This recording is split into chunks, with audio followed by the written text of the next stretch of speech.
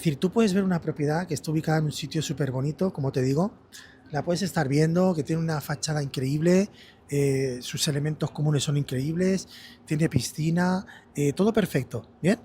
Pero cuando tú empiezas a verla no con los ojos, a lo visible, sino empiezas a verla con la mente, ¿ok? Empiezas a verla de forma distinta. Ya no miras la fachada ni miras solamente el estado.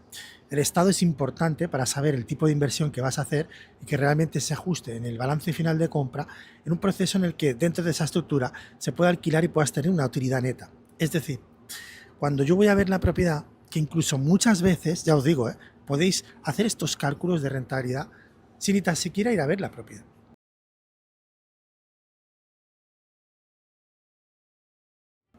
Muchas veces no es ni necesario que vayáis. ¿Por qué? Porque ya sabéis a qué precio se puede alquilar en la zona, ya sabéis a qué precio más o menos se está vendiendo, ya sabéis a qué precios más o menos podríamos arreglar esa vivienda con los desperfectos que tiene, e incluso sabemos los gastos comunitarios, los gastos de contribución, posibles reparaciones que en un futuro puedan surgir. Es decir, que todo esto ya se puede prever incluso antes de ir a la finca. Muchas veces no necesitas, vamos, para nada ir. Esto justamente lo hablaba anteayer con uno de mis compañeros que se encargan de encontrar oportunidades de inversión sobre lotes, y lo que hacen es, con dinero de los inversores, comprar, hacen lo que es la compra de todo el lote de varias viviendas, la reforman y después la venden en partes unitarias. Muchas veces las propuestas se hacen incluso sin ir a la propiedad. ¿Por qué?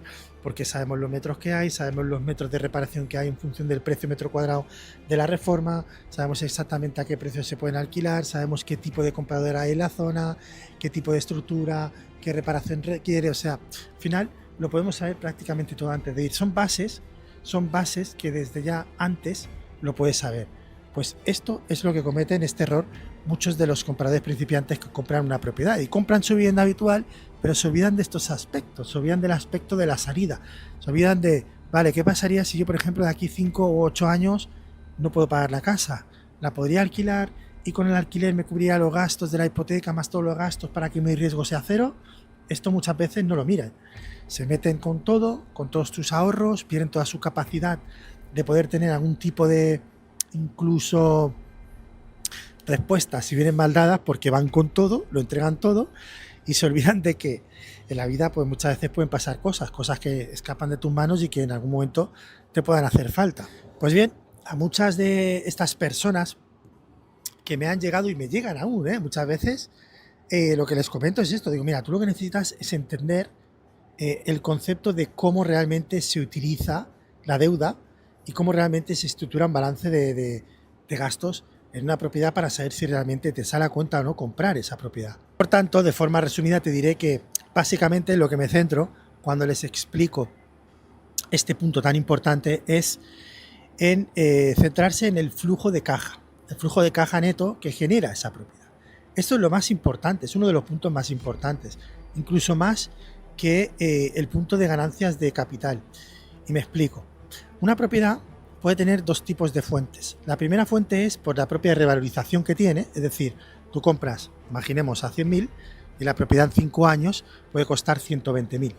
Ese incremento, esa ganancia de capital de esos 20.000 euros, es algo que escapa de nuestras manos, porque nosotros no podemos controlar el mercado, no podemos controlar la tendencia que va a llevar, y aunque sí, ya sabemos que en términos históricos la vivienda siempre ha estado subiendo, cuidado, porque han habido tramos y hechos también en los que no ha subido, sino que ha bajado.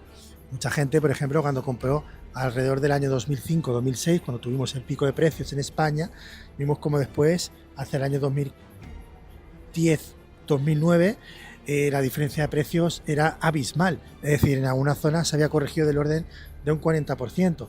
Tú esto se lo decías a alguien en el pasado y te dirá, no, que va, tú estás loco, ¿cómo va a reducir un 40% la vivienda? Pues sí, esto ha pasado, son cosas que pasan. O puede pasar también que te dé un mercado de lateralidad durante ciertos años.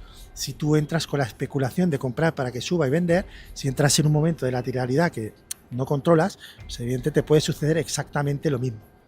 ¿Dónde está el punto real de beneficio controlable en la inversión inmobiliaria? En primer lugar, en el cash flow, y en segundo lugar, en la generación de ese cash flow con la aportación de valor.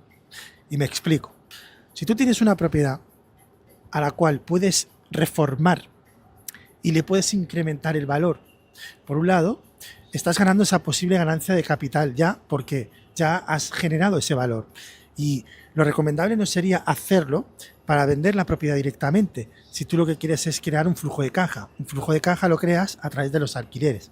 Por lo tanto, esa propiedad que estaba inservible, la reformas, haces una inversión y la alquilas. Ahí estás obteniendo rentas y por tanto podrías incluso incrementar un poco las rentas porque la vivienda está en buen estado. Eso lo puedes controlar con un plan de inversión adecuado. Al final, de forma reducida es precio de compra, más reforma, más los gastos, más lo que hayas tenido que aportar, suma un total. Ese total lo trasladas a el alquiler que estás percibiendo y ya tienes la rentabilidad calculada. Podemos medir los gastos porque sabemos los gastos que tiene la propiedad dentro de ese plan de inversión. Pero no estamos comprando para directamente esperar sí o sí a que suba.